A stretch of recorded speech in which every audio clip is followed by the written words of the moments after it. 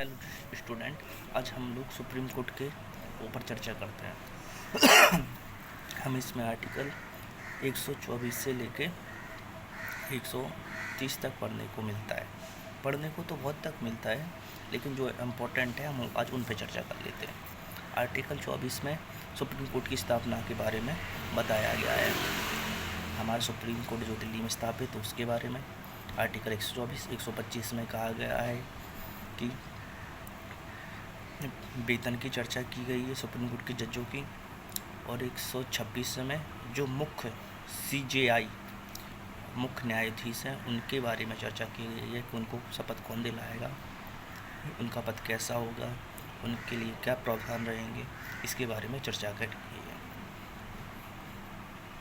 27 में कहा गया है कि अगर मुख्य न्यायाधीश की सहायता के लिए और भी न्यायाधीश होंगे, उस हमने कौन से देखे 24 आर्टिकल 124 125 126 127 128 में कहा गया है कि कोई जज वगैरह नहीं है कि किसी का शादी हो गया, कहीं चले गए, अगर कोई नहीं है तो सेवानिवृत्त जजों को बुलाया जाएगा।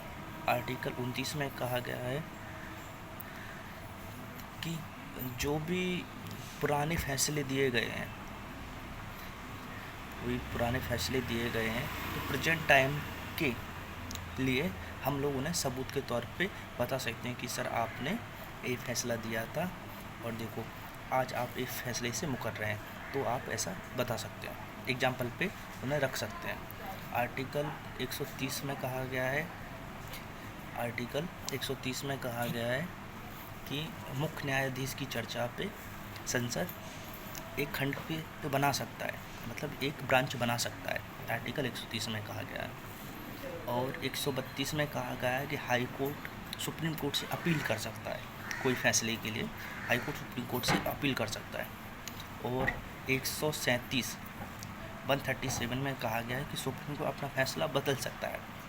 देखो संविधान में कितना अच्छा प्रावधान दे दिया है कि कह दिया है कि 137 में अपना खुद का फैसला चेंज कर सकता है कि हमने कहीं गलत दे दिया तो हम चेंज कर सकते हैं।